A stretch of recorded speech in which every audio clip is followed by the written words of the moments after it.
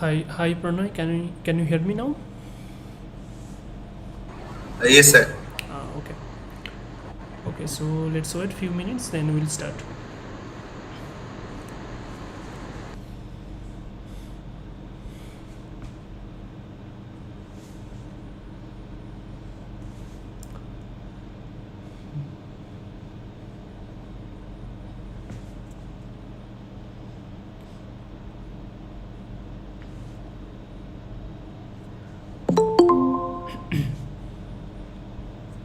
Okay.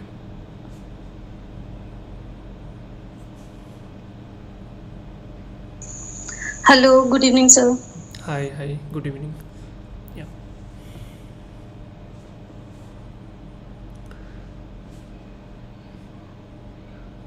Okay. So today also we'll be solving four questions from 2013 paper, and only few questions are left from 2013 and 2012. So we'll be completing all the physical chemistry questions up to 2012. Then we can discuss any specific topics, and like topic wise discussion we can do. Okay. So today we'll be solving from 2013 paper. Sir, if you Yeah. will share unit conversion topic, then it will be helpful.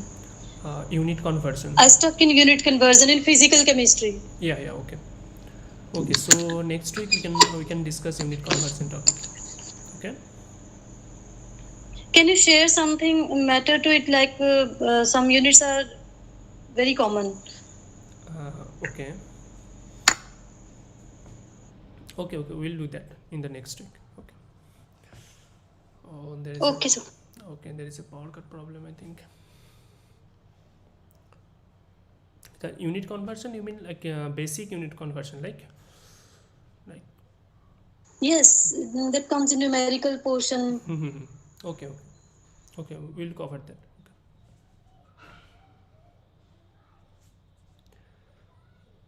Okay. So I think we can wait one more minute, then we can start.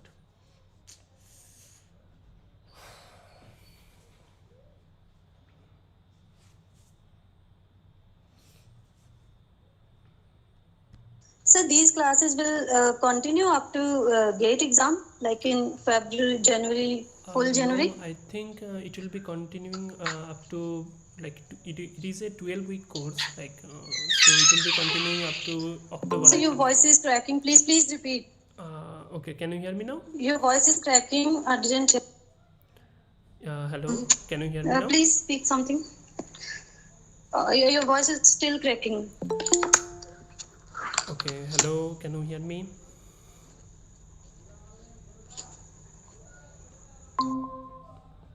Hello, anyone? Can you hear me now? Like I'm properly audible?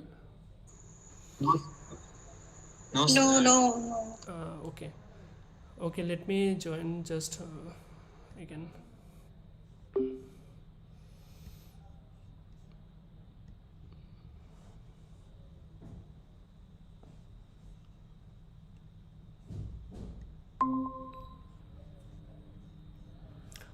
Okay, so am I audible now? Yes, Yes, sir. sir. Okay, so I was saying that it is actually 12-week course for us. So I think it will be continuing up to October, like October month. I think like this month only. So I don't know if after And October, after then, sir? after then I don't know. They will be like I don't get any notification from the NPTEL portal or NPTEL coordinator. So I can talk to them, and then I will let you know. Okay, sir. Okay, so let's start. So okay, so next week we'll do the unit conversion part. We'll cover all the like necessary unit conversion part, then we can solve the rest of the questions. Okay, so let me share the screen for today.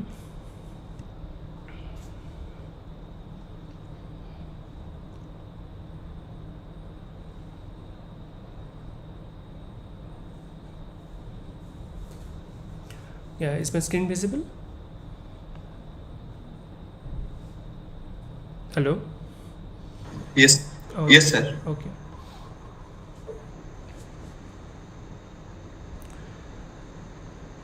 Okay, so let's start.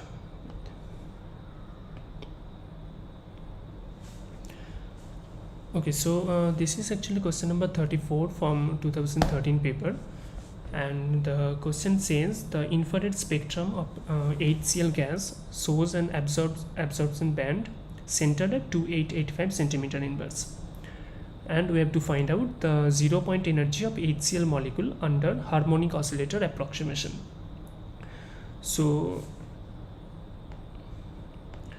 okay, so it is said that the infrared spectrum of the HCl gas, the infrared band is at 2885 centimeter inverse. Okay, so omega equal to, omega is the angular frequency in centimeter inverse unit. So actually omega is actually wave number here. So 2885 centimeter inverse. So we can do the unit conversion here also, like this is the unit of centimeter inverse is the unit of 1 upon lambda, and lambda is the wavelength. So 1 upon lambda is the wave number, nu bar. This is actually wave number.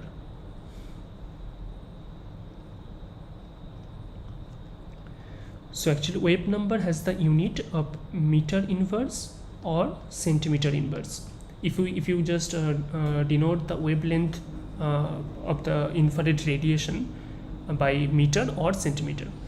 So here omega, or means the 2885 centimeter inverse, means it is actually the wave number it is defined as.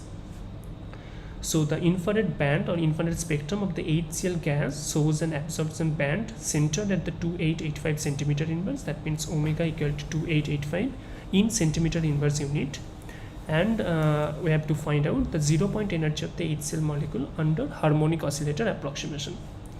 So we know the for harmonic oscillator approximation, that means for simple harmonic oscillator.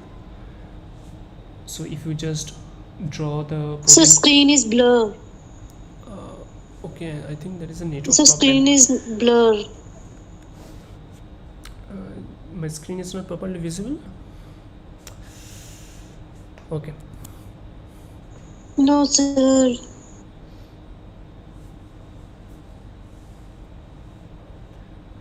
Now it is fine.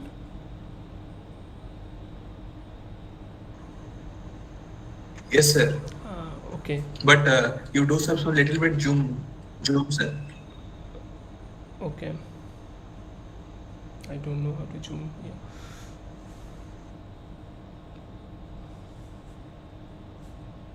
Ask little bit, sir.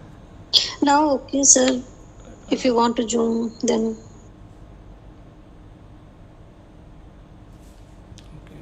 Let me just do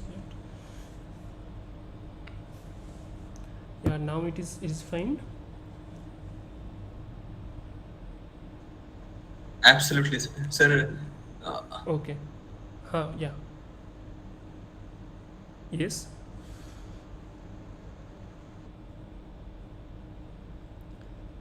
Hello. Any doubts?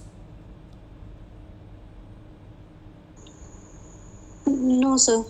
Okay. So let me just continue here. So for actually for simple harmonic oscillator, if we just if we know that the potential energy form ux. So ux is like half of k x minus xe square, where k is the force constant and xe is the equilibrium bond length or equilibrium distance. So if you just plot this potential energy diagram, let's just say x equal to 0 here. This is the x equal to 0, and this is the x-axis, and this is actually ux, potential energy. So if you just draw the potential energy curve, it will look like a parabola, right? So now if you solve the simple harmonic oscillator problem quantum mechanically, we know we can get the eigenvalue.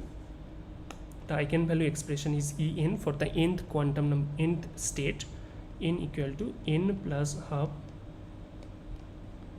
h nu, right, where n is the quantum number of simple harmonic oscillator system, which is the all the possible values of n are 0, 1, 2, 3, like this. Okay, so h is the Planck constant and nu is the frequency of the oscillator, harmonic frequency of the oscillator. So for n equal to 0, that means for ground state, we know quantum mechanically simple harmonic oscillator system still has a small amount of energy, which we call the 0 point energy. Like for n equal to 0, that means ground state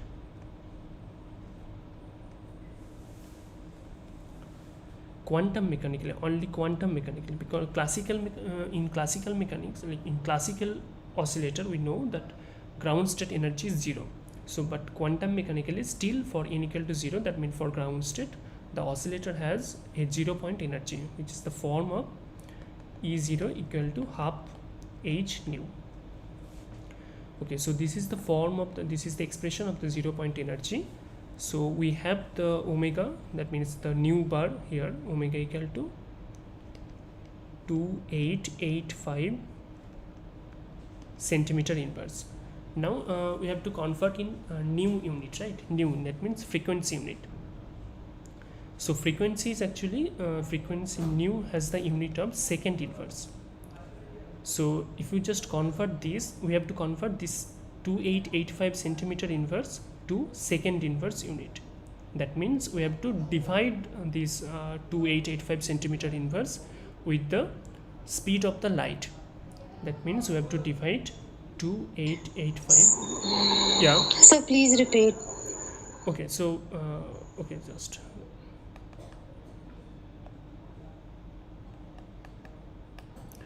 so here the absorption band, that means the infrared spectrum of the HCl gas shows an absorption band centered at 2885 centimeter inverse, right?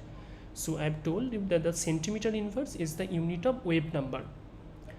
That means let's say the omega is 2885 in centimeter inverse unit. Now we know that the E0, that means the 0 point energy of the simple harmonic oscillator or harmonic oscillator, is half of h nu, right? Where h is the Planck constant, nu is the frequency of the harmonic frequency of the oscillator. Nu is the harmonic frequency of the oscillator or the infrared radiation oscillator. So nu is the frequency, that means it has the unit of second inverse, right? So now we have 2885 centimeter inverse. Now we have to convert it up to second inverse unit. So how do you convert? Like this is nu bar, right? So if we just divide nu bar with speed of the light, that means c. So let's just do this step by step. So nu bar has the unit centimeter inverse here. Now c is the speed of the light.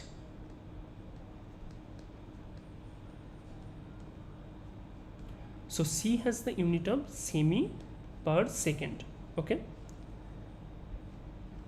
So okay, we have to just multiply it with c. Sorry, we have to multiply it with c. Okay, so nu bar has the unit of centimeter inverse multiplied by speed of the light, that means semi per second. So this centimeter inverse and semi will cancel out each other, and the unit of the nu bar times c will be second inverse, right? So to convert the frequency, like we have the nu bar value, we have the value of nu bar, that means wave number. Now we have to get the value of nu in second inverse unit. Sorry, nu. How do you get it? We have to just multiply nu bar times c. That means speed of the light, which is the nu.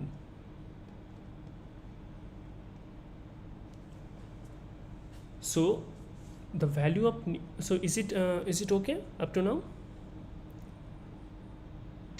Yes, okay. So frequency of the radiation or harmonic frequency of the oscillator will be just nu equal to 2885 centimeter inverse times speed of the light in semi per second inverse unit, which is 3 times 10 to the power 10 semi second inverse. So this will be just 2885 times 3 times 10 to the power 10 second inverse. This centimeter inverse or semi will cancel, so the unit of frequency will be second inverse.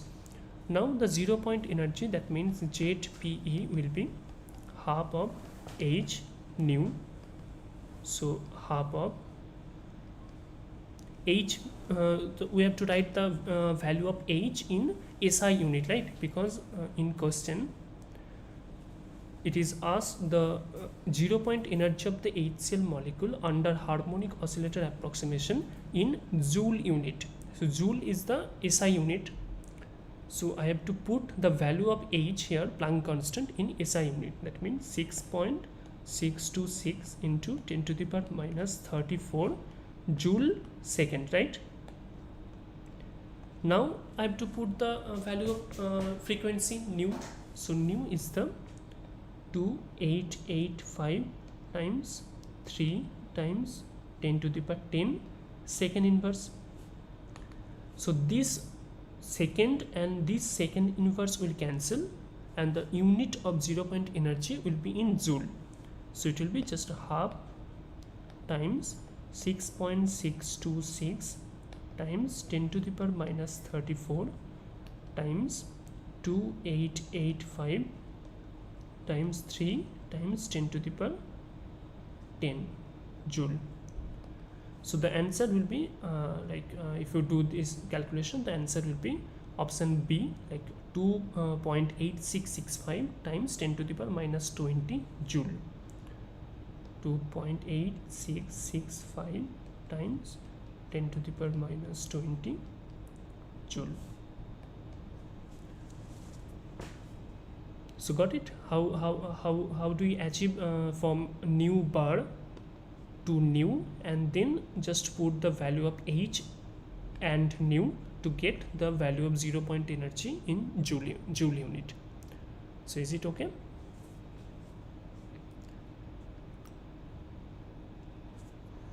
Yes, sir.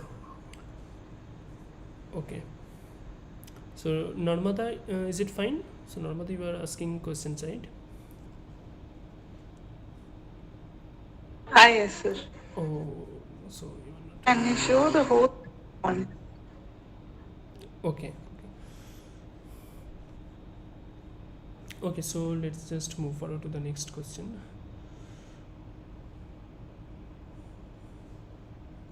Just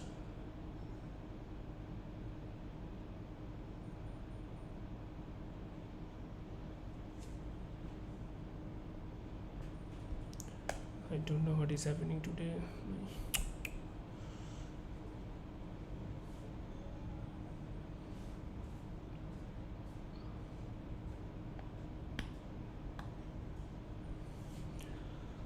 Just a second.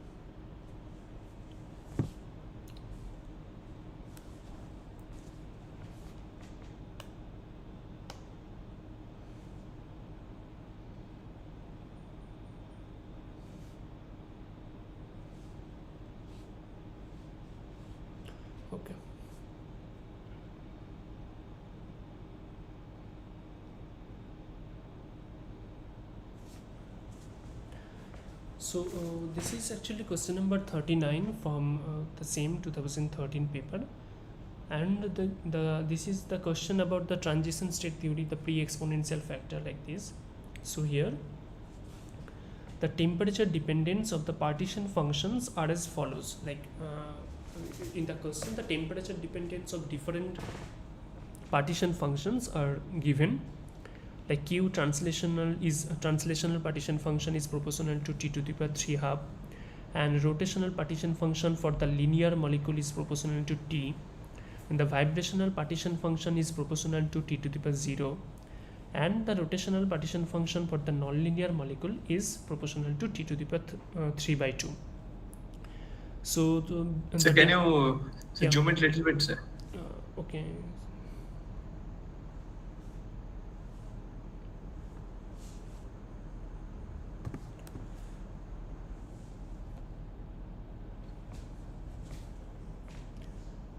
Now it is fine or not, I think.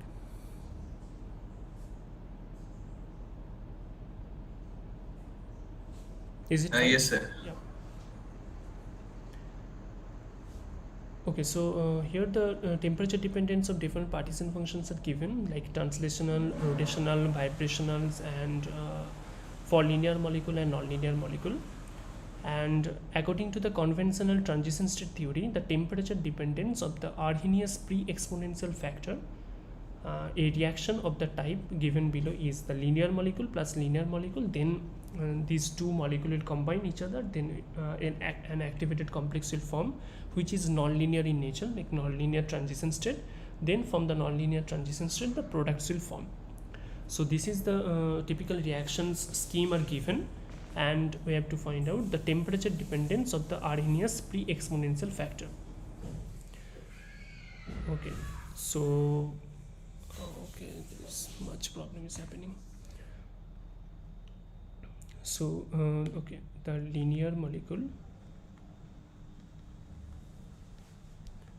plus linear molecule,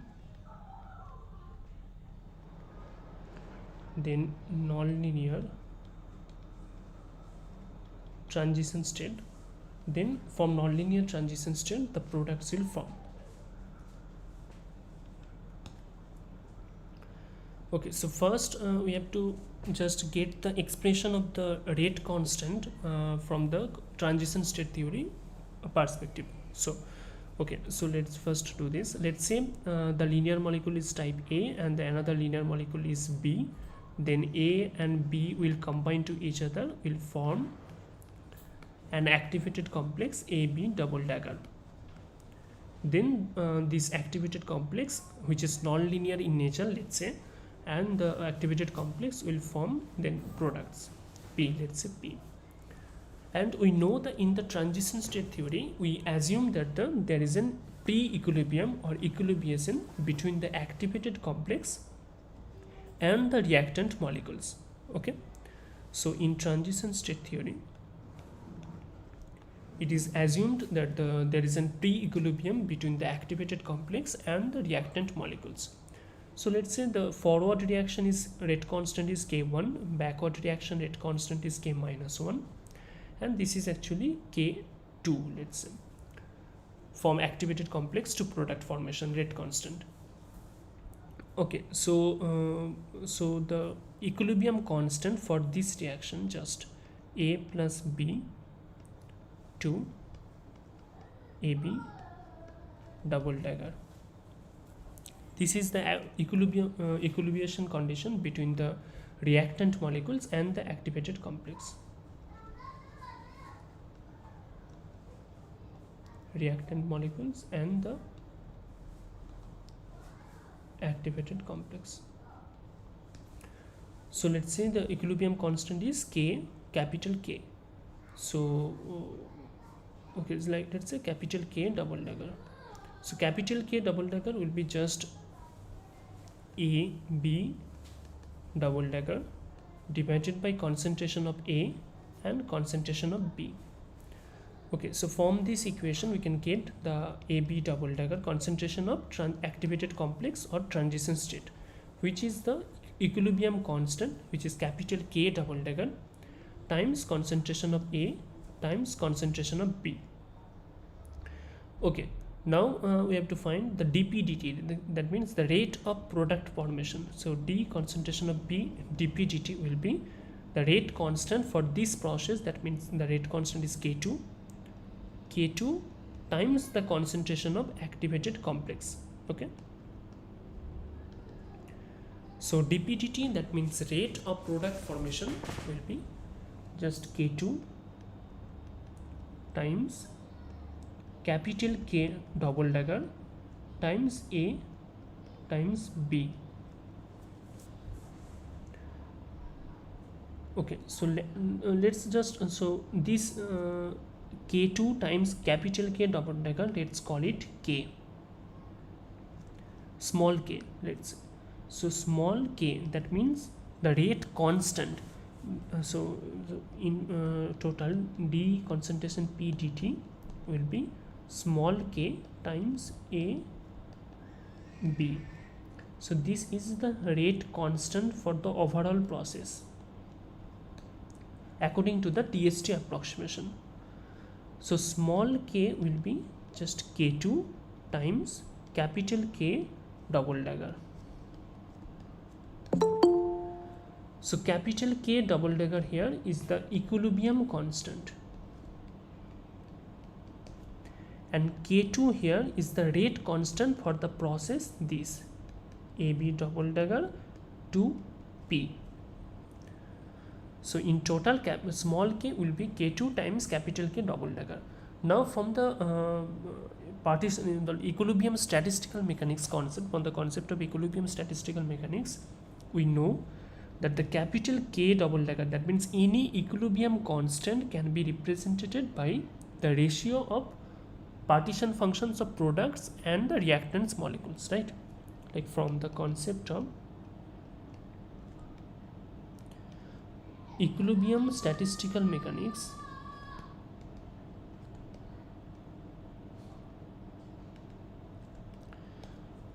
any equilibrium constant, that means K equilibrium, can be, let's say A and B are in equilibrium, A prime or B prime, let's say.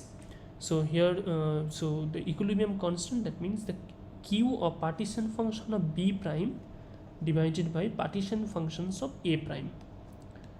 So we know the equilibrium constant can be represented by the ratio of the partition functions of the products and the reactant molecules.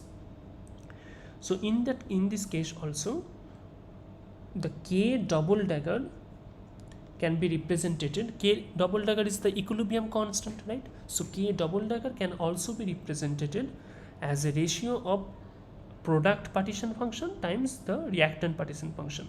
Now here K equilibrium is the equilibrium constant between the reactant molecules and the activated complex. That means the K double dagger will be the partition functions of activated complex, that means transition state. Here in this, according to this question, it is the nonlinear transition state, divided by the partition function of A and partition times partition function of B. Okay, okay, now K2,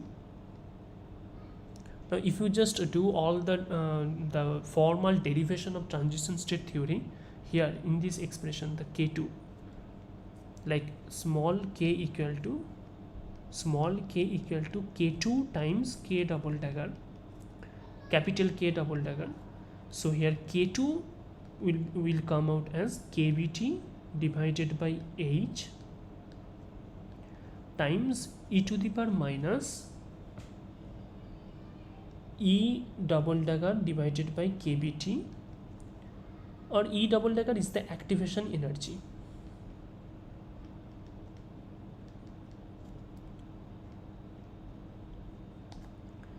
times the capital K double dagger, which is the partition functions of activated complex, or in this case it is the nonlinear transition state, divided by partition function of QA and QB, like A and B molecule.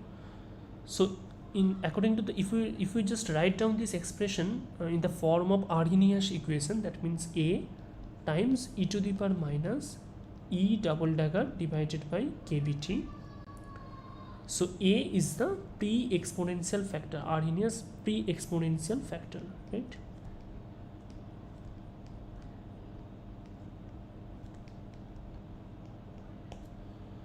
So a will be kbt divided by h times q of ab double dagger divided by qa and qb.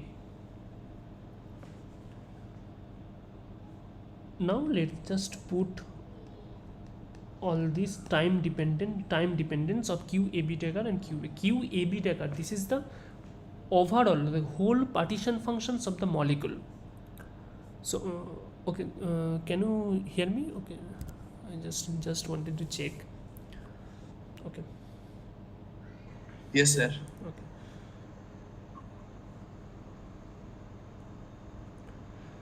So QAB dagger or QA QB are the whole overall partition functions of the molecule.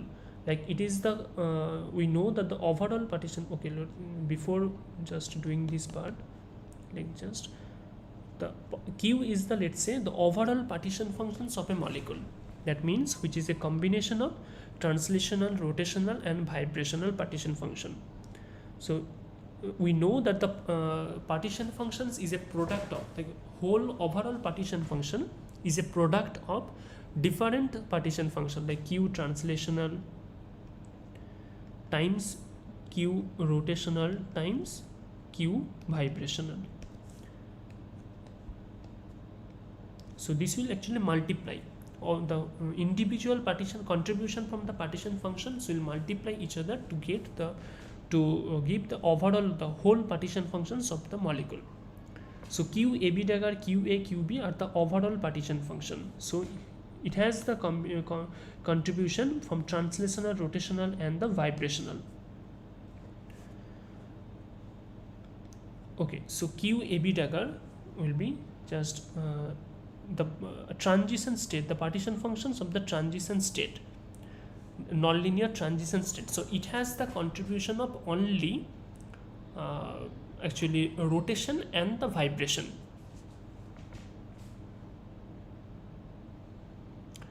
So rotation, that means T, and the vibration is proportional to T to the power 0. That means it is proportional to T. T, or let's say it is T to the power 0. Now QA times QB, here both are the linear molecules, so overall partition function will be square, like Q square, let's say. So Q has the combination of here reactant molecule partition function. It has the contribution from the translational, rotational and the vibrational. So okay, nonlinear transition state, that means it is the Q rotation will be 3/2 or okay, let me just do that.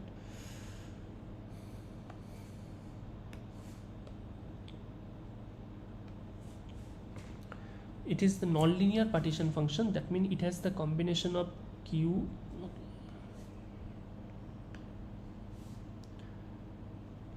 translational times Q rotational times Q vibrational for the activated complex, divided by the Q translational times Q rotational times Q vibrational whole square. That means both are linear molecule, that's why.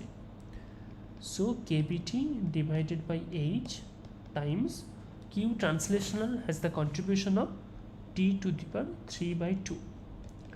Q rotational has the, for the non-linear molecule, has the contribution of T to the power 3/2. T vibrational, Q vibrational has the temperature dependency of T to the power 0, and Q rotational has the temperature dependency of Q rotation has the temperature dependence of T to the power 3/2 for the non-linear molecule. Okay, so all these things are taken care of. Okay, T to the power 3/2, which is the translational contribution, here T to the power 3/2 for the non-linear molecule rotational contribution, and t to the power 0, which is the vibrational contribution. Now divided by translational t to the power 3 by 2 times the rotational, that means t, and vibrational t to the power 0 square. That means kBt divided by h, I think it will be just 6 divided by 2, it will be 3 times 1. Now it will be just 3 t cube times t square. So it will be just t cube divided by t cube, so t to the t times t minus 2, which is t minus 1. So here from this case it just t it has the dependency of just t, then t cube will cancel, then t to the power minus 2 from this term. So overall the temperature dependency will be t to the power minus 1. So pre-exponential factor, so from the conventional transition state theory approximation, if we write down the overall rate constant for the overall process, which is the K2 times capital K double dagger, which has the expression of kBt divided by h times Q partition functions of AB double dagger, that means activated complex, then partition functions of reactant molecules times e to the power minus E double dagger by kBt, which is the exponential factor. That means E double dagger is the activation energy here. So if you just write down this as Ka times e to the power minus E double dagger divided by kBt, like by like Arrhenius equation. So A is the pre-exponential factor.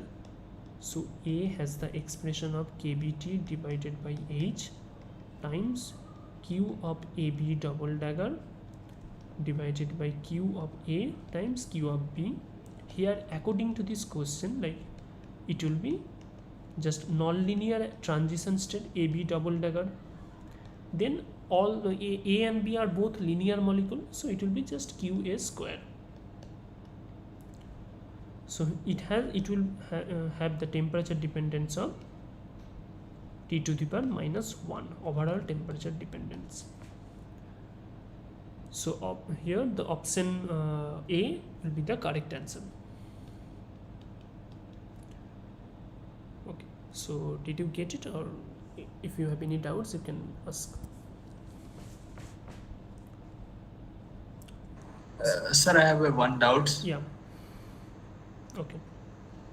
Sir, can you please explain why the temperatures coefficient, the additional partition functions having the coefficient of here temperature to the power 0? The vibrational partition function. Yes, sir. Here, like in the question, the vibrational So partition. in the rotational. Yeah. Yes, sir. In the last derivations, in the last part of the derivation. Okay. When you put the each partition functions of translational partition functions and rotational. Yes.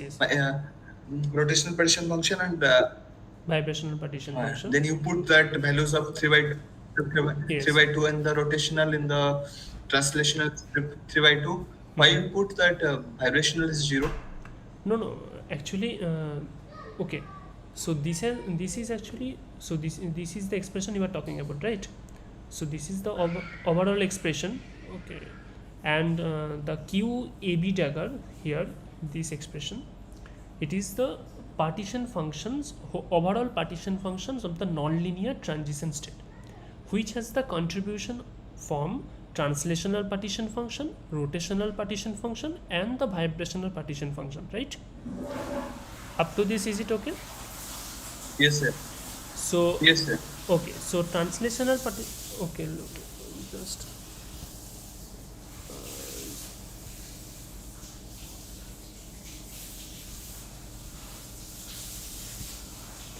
just a second, just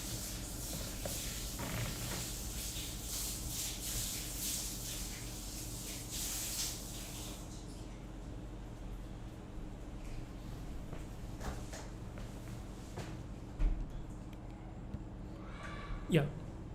Okay.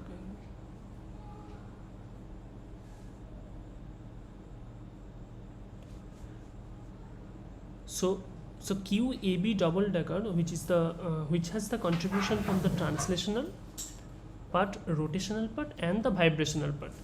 Now, the translational part has the temperature dependence of T to the power 3 by 2. In the question, it is already given, and the rotational part. Excuse me, sir. Yeah. Sir, screen is not visible, sir. Okay. Why?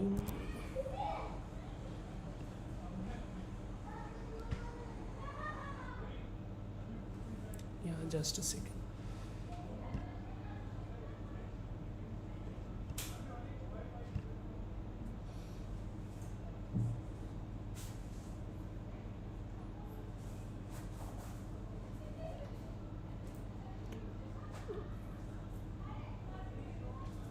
Now is my screen visible?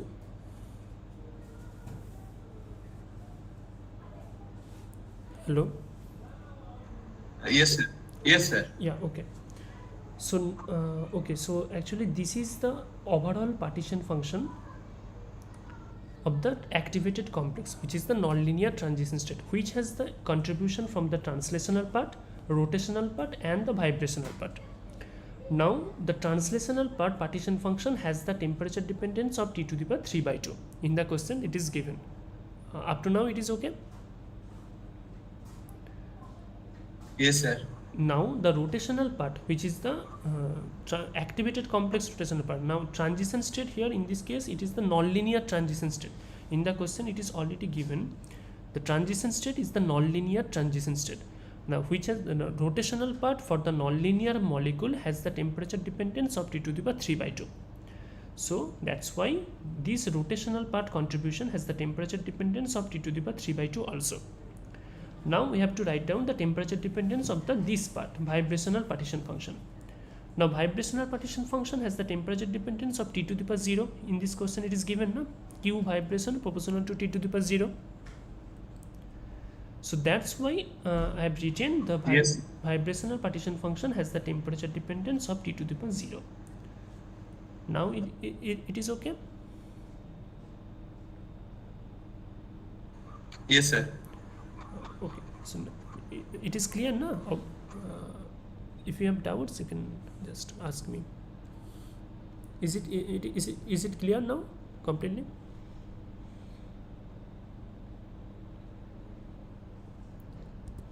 Yes, sir. Okay, great. So actually the overall the P exponential factor has the temperature dependence T to the power -1.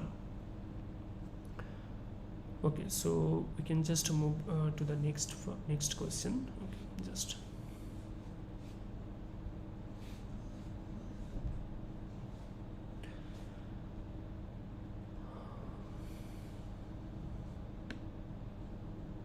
my iPad is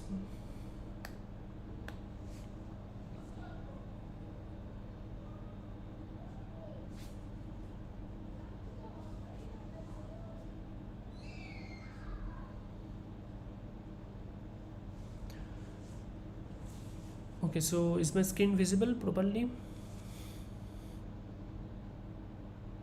Anyone?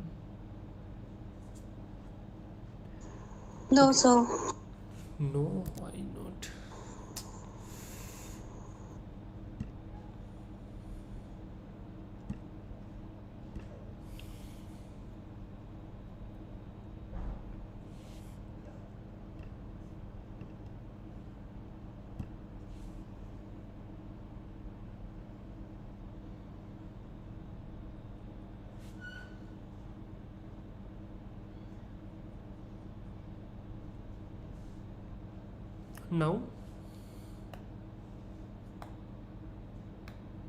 Now is it visible?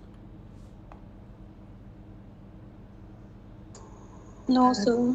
No, oh, it's okay, visible, sir. Okay. So it is kind of delaying. I think there is a network problem here. Okay, so this is question number 9 from like 2013 paper.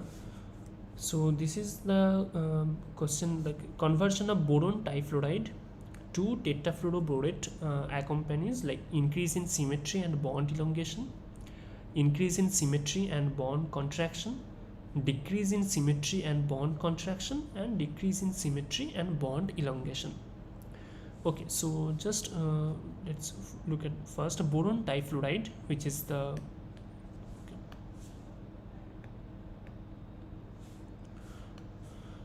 boron difluoride, which is the molecular formula is BF3. Now, which is the structure of like this, which is the planar structure, because the boron has the empty 2p z orbital here. Let's say this is the z axis here and this is x axis. So boron has an empty 2p z orbital. Okay, this is empty 2p z orbital of boron. And actually the boron has the electronic configuration 1s2, 2s2, 2p1, right? So if you just draw the 2s2 and the 2p1 part, this is 2s and this is 2p. After hybridization, like sp2 hybridization, so it is actually 2s then 2p.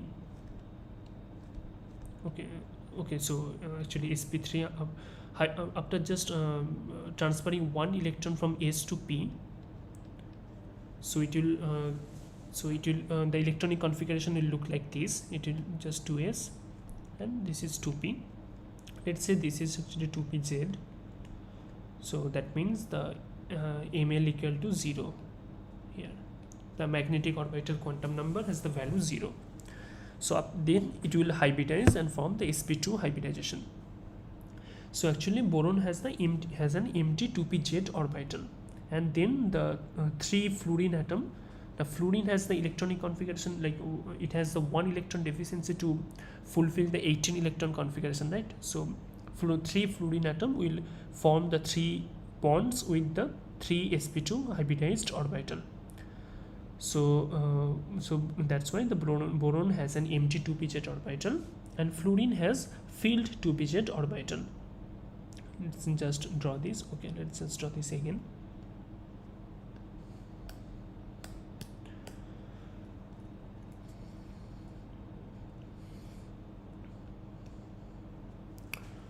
Okay, I think it is.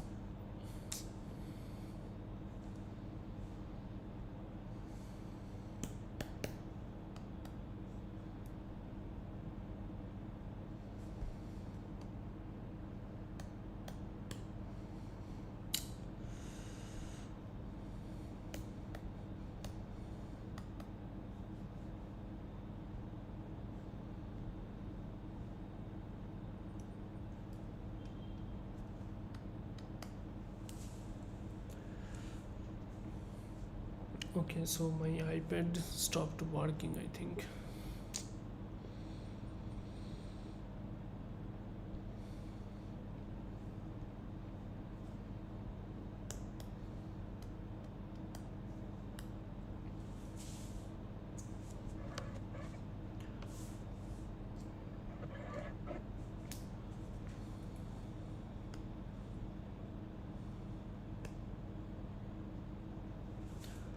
Just a second actually. I don't know what this is. So okay, so let me just do this first. So boron has an empty 2pz orbital and fluorine has filled 2pz orbital. So fluorine atom actually donate its filled electrons to the empty 2pz orbital of the boron, and it will form like a kind of back bonding. So the two 2pz orbital will overlap to each other, like the 3 filled 2pz orbital of the fluorine atom and 1 empty 2pz orbital of the boron atom. So this filled 2p-jet orbital and the empty 2p-jet orbital of the boron will overlap with each other and form a back bonding. So actually that's why. So there is an No, screen is not visible. yes, I'm just trying. I'm just describing in orally. Then just my iPad actually stopped working. So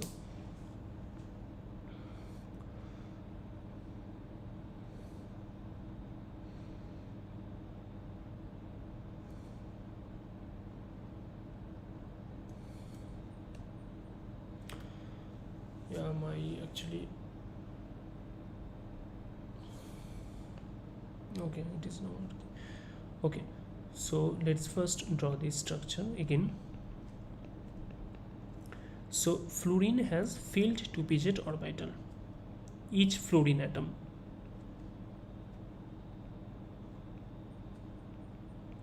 And boron has an empty 2p-jet orbital.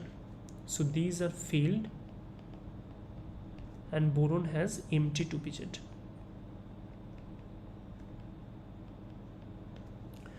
So this 2p-jet, this fluorine atom will donate its electron to the boron atom, like because it has filled orbital, empty orbital.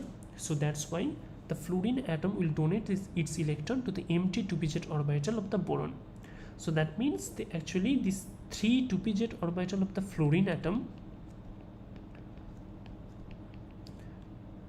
will overlap with the empty 2p-jet orbital of the boron atom.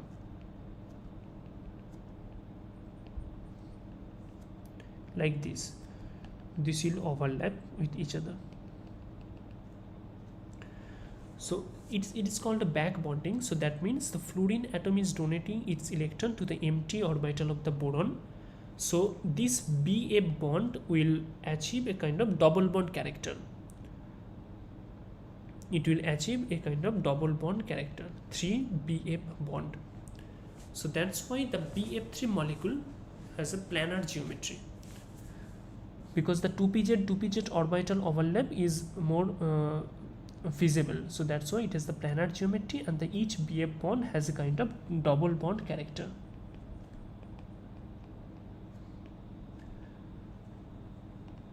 And it has the planar geometry. So let's first draw. So BF3 has planar geometry. So it has the symmetry group of D3H, symmetry group.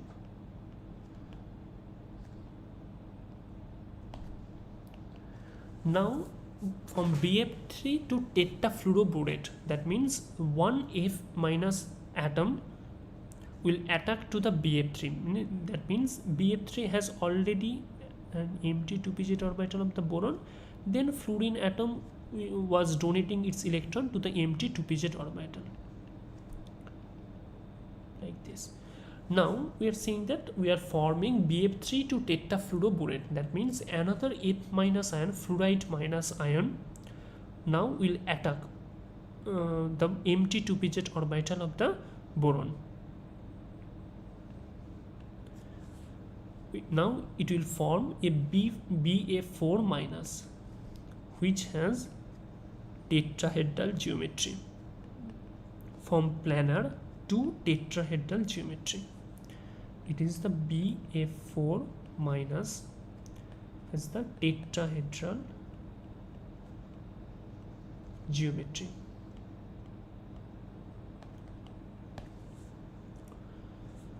Now since the structure is reforming from the planar structure to the tetrahedral geometry, planar geometry to tetrahedral geometry, now this 2p-jet filled 2p-jet orbital of the boron, of the fluorine, and the empty 2p-jet orbital of the boron are not overlapped with it. This overlap is not possible now because they are not planar. So in planar geometry, these orbital overlap were possible. These orbital overlap were possible, but in tetrahedral geometry actually this orbital overlap is not possible. So that's why so now BF4 minus ion has the symmetry group of C3b.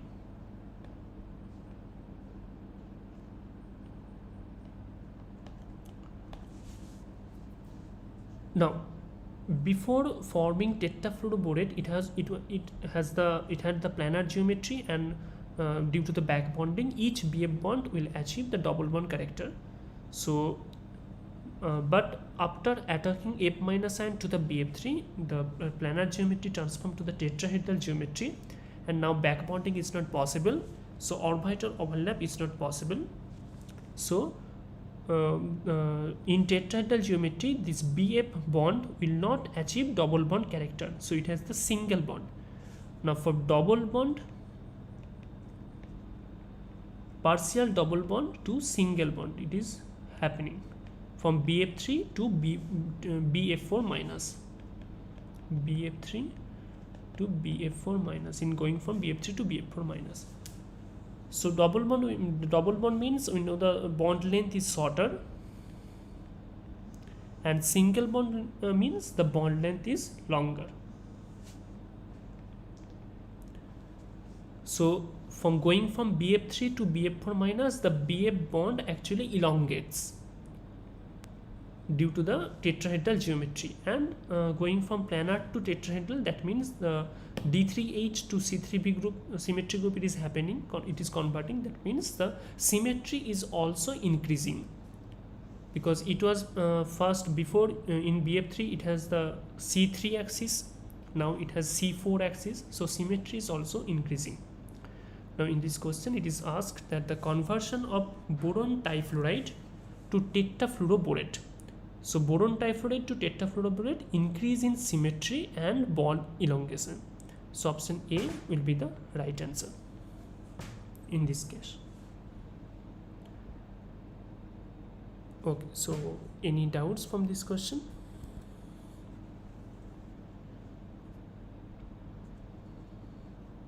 Is it okay? Yes, sir. Okay, tell me, Narmada, what is your doubt? Okay. No, sir, nothing. Okay, so it is clear. So in this case, the option A is the right answer. Okay, so let me just stop here for today. Then I think we'll continue in the next week. So next week, first what I will do, I will just do a little bit about the unit conversion part. I will cover that, the basic unit conversion part. Then I will solve the rest of the questions. Okay. So Okay, thank you, sir. Thank you, sir. Thanks for joining. Okay, so let me just stop here today. Thanks. Bye.